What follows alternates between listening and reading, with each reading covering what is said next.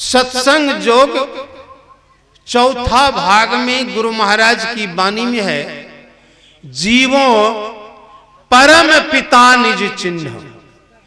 जीवों का मतलब है हम लोगों के शरीर में जो जीव है, इसी को कहा गया है कि परम पिता निज चिन्ह। तो परम पिता कौन है? तो परम पिता परमात्मा है, परम पिता परमेश्वर है, परम पिता ईश्वर है। कहते हैं उसको चिन्हो। तो कैसे चिन्हेंगे? चिन्ह में कैसे आएंगे? तो ईश्वर के तत्व ज्ञान को जानने के लिए सबसे पहले बुद्धि योग। तो बुद्धि योग, उसी के माध्यम से हम परम पिता को चिन्हेंगे। हम अलग हो गए हैं उनसे। किनसे अलग हो गए हैं? वही परम पिता परमात्मा से। परमात्मा से हमको अलग कर दिया है और हम हो गए हैं जीव के रूप में। वह जीव क्या है? ईश्वर का अंश है। जीव क्या है? ईश्वर का अंश है। उस जीव को हम कैसे आगे बढ़ाएंगे कि वह ईश्वर में विलीन हो जाएगा? तो जीव आत्मा के साथ क्या है? मन का संबंध हो गया है। और मन क्या है? मन जो है बहुत परेशान करके रखा है मनुष्यों को। मन जो है वह हमेशा संसार के सुख को चाहता है।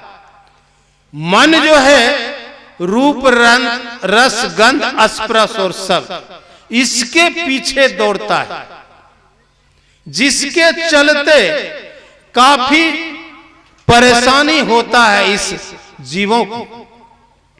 तो मन पर कब्जा जब तक नहीं होगा, अब मन को कहते हैं मानस जाप करने के लिए, तो मन को मानस जाप करने का मन नहीं करता है। जाप करते करते मन भाग के चला गया खेत, मन भाग के चला गया कहीं से कहीं। मन जो है अस्थिर नहीं रहता। तो मन पर कब्जा कैसे किया जाए? इसीलिए कहते हैं साधु मानत नहीं मन मोरा। अब बार बार यही समझाओ कि बार बार उसे यही समझाते हैं कि मन को समझाते हैं कि रे मन, अरे ये संसार का जो सुख है ये झूठा सुख है। ये जिसका नाश होगा उसके पीछे हम जा रहे हैं, तो मेरा भी तो नाश हो जाएगा। तो अविनाशी के पीछे हमें जाना चाहिए। तो अविनाशी क्या है? वही परम पिता परमात्मा। उस अविनाशी को अगर हम पीछे जाएंगे उसके पीछे, तो पीछे जाने का मतलब यही है कि मानस जाप, मानस ध्यान और दृष्टि साधन की क्रिया करेंगे, तब जो है हम उस तत्व को जान सकते हैं।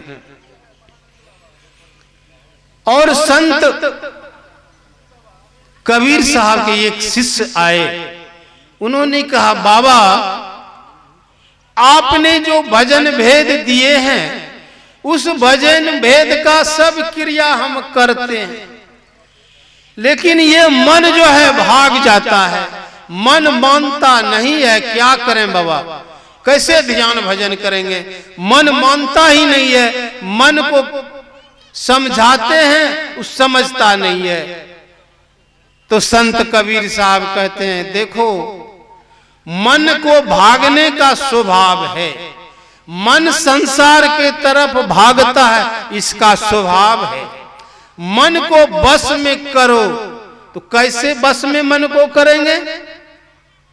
जिस तरह घोड़ा को चाल नहीं सिखाया है, टमटम में जोड़ के सड़क पर चल दीजिए तो क्या हाल होगा? चाल पकड़ेगा घोड़ा? तुरंत आपको गिरा देगा कहीं से कहीं।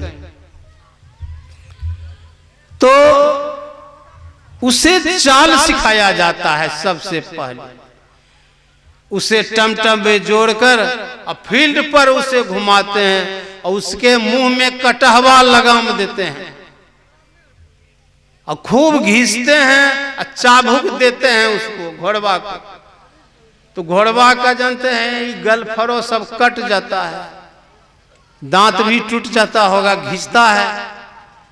तो घोड़ा को जो चाबुक से मारता है तो धीरे धीरे घोड़ा को बहुत कष्ट होता है, तो धीरे धीरे चाल पकड़ लेता है। जैसे चाल पकड़ लिया तो मारना पीटना बंद हो जाता है। तब चाल में वह जाने लगता है और लगाम खींचता है तो समझ लेता है हमको कह रहा है जाने के लिए। बायां हाथ से खींचता है लगाम तो मुड़ने के लिए कहता है, दाहिना हाथ से खींचता है तो दाहिना मुड़ने के लिए कहता है। घोड़ा को वह ज्ञान फील्ड पर हो जाता है, तब उसे फील्ड पर से जो है सड़क पर लाते हैं और तब उसे चलाते हैं, तब सवारी बैठाकर चलते हैं। तब उस घोड़ा से कोई दिक्कत नहीं होता है। उसी तरह ये मन जो है ये घोड़ा है एक तरह से। इसे मन को जो है लगाम लगा देना चाहिए। तो कटहवा लगाम दिए हैं, गुरु के द्वारा कटहवा लगाम मिल गया है। वह कटहवा लगाम क्या है? मानस जाप है। मानस जाप करते रहेंगे तो मन नहीं भागेगा। जो मानस जाप हर समय करते रहते हैं उनका मन क्या है उसके बस में रहता है। मन संसार के तरफ नहीं भागता है। तो इस तरह से मन को बस करेंगे और मन को मानस जाप में लगाएंगे और वही मन जो है सूरत में बदल जाएगा एक दिन। तो सूरत के माध्यम से अंतर साधना में आप आगे बढ़ेंगे, प्रगति होगा।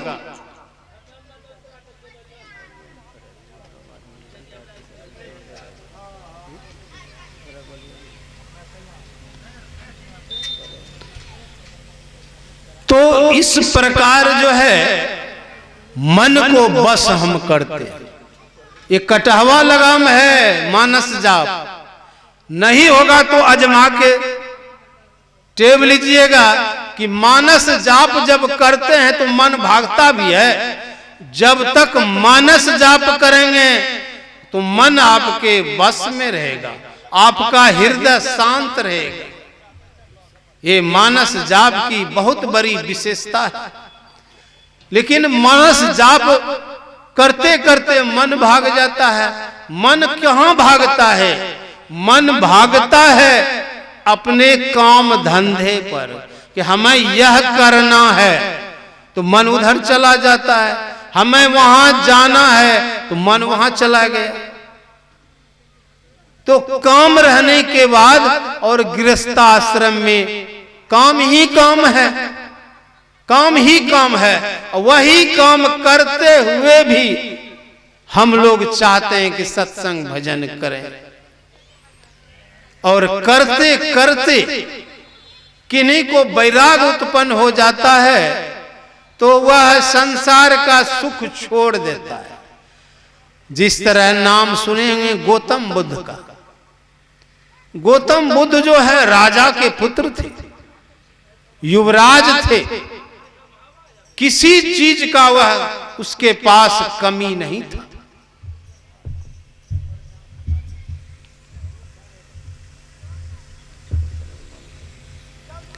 किसी चीज का कमी नहीं था। तो वह रथ पर सवार होके जा रही थी कि देखते हैं कि एक आदमी फकडोल बना के उसमें सोया हुआ है। 4 आदमी उसको लेके जा रहा है और क्या कह रहा है कि राम राम सत्य है, सबका यही गत है। तो कहते हैं अरे 4 आदमी बोल रहा है और सभी आदमी भी बोल रहे हैं कि राम राम सत्य है, सबका यही गत है। अरे वह सोया हुआ जो है वह क्यों नहीं बोल रहा कि राम राम सत्य है, सबका यही गत है। कहते हैं राजकुमार वह आदमी मर गया है। कहा मर गया है? कहा हाँ। तो मरता भी है आदमी? क्योंकि हाँ मरता भी है। हम भी मरेंगे? तो हाँ आपको एक दिन मरना है। देखिए वैराग उत्पन्न यहीं पर हो गया। उसके बाद कुछ दूर बढ़ते हैं तो एक आदमी झुककर लाठी के सहारा बोल रहे थे, चल रहे थे। कहते अरे इसको क्या हो गया है, यह टेढ़ा क्यों हो गया है, झुक क्यों गया है, इसके हाथ में लाठी क्यों है? कहा राजकुमार ये वृद्धावस्था को प्राप्त किए, इसका कमर जो है अब काम नहीं कर रहा है। कहा यह स्थिति मेरा भी होगा? कहा हाँ राजकुमार एक दिन आपका भी शरीर इसी तरह का हो जाएगा। कहा अरे ये सब भी होता है जीवन में?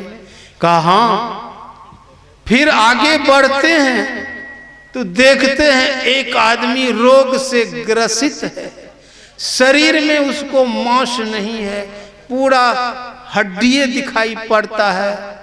तो कहता है अरे इसको क्या हो गया है, इसके शरीर में मांस नहीं है, क्या हो गया है? तो राजकुमार यह बीमार पड़ गया है, बीमारी के कारण से इसके शरीर का सारा मांस जो है समाप्त हो गया है। कहा बीमार मैं भी पड़ सकता हूं?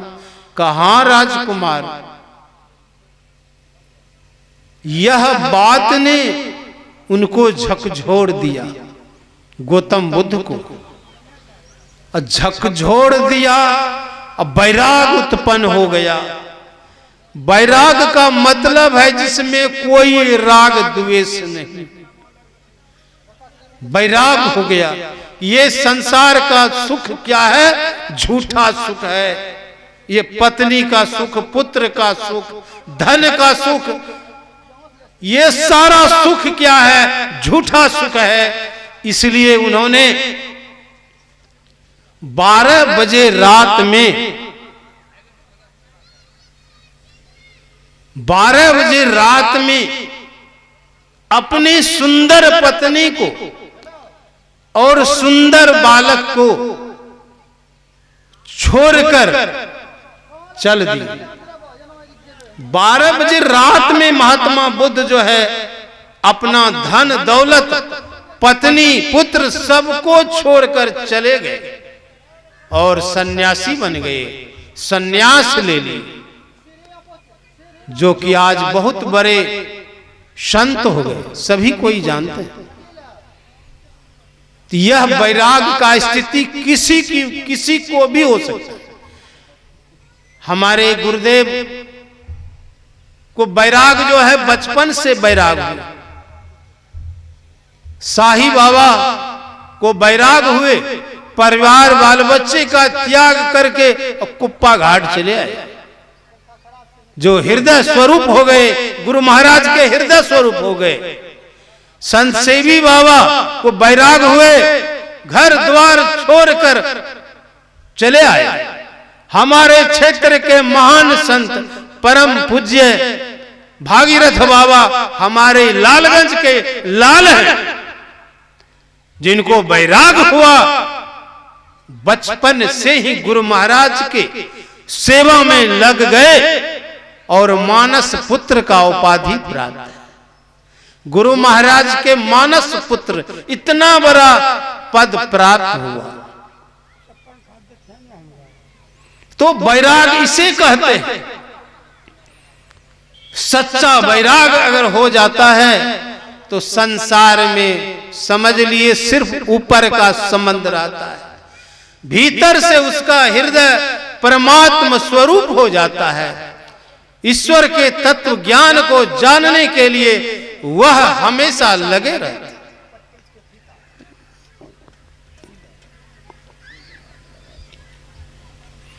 इस ज्ञान को पाने के लिए यह ज्ञान प्राप्त कहाँ होता है?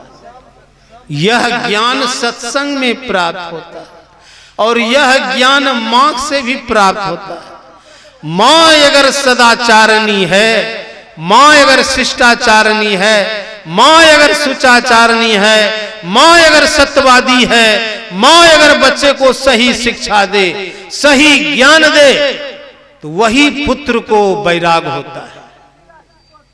एक गलती पर माँ अगर पुत्र को बार बार समझा बुझा दे, वही पुत्र एक दिन महात्मा बन जाता है, संत बन जाता है, सन्यासी बन जाता है। तो माँ के द्वारा भी संस्कार मिलता है। माँ अगर चाहे तो अपने पुत्र को साधु बना सकती है, सन्यासी बना सकती है, लेकिन माँ के मन में यह बात नहीं होता है। अगर सन्यासी बन जाएगा मेरा बेटा, तो पोता कहाँ से देखेंगे, पोती कहाँ से देखेंगे? कोई माँ नहीं चाहती है कि मेरा बेटा सन्यासी बन जाए, जोगी बन जाए, नहीं चाहती है। लेकिन जिसका पूर्व जन्म का संस्कार है, वही तपस्वी साधु संत हो जाता है। पूर्व जन्म का जिनका संस्कार है, वह आ जाता है और वह उसे ऊपर उठा लेता है।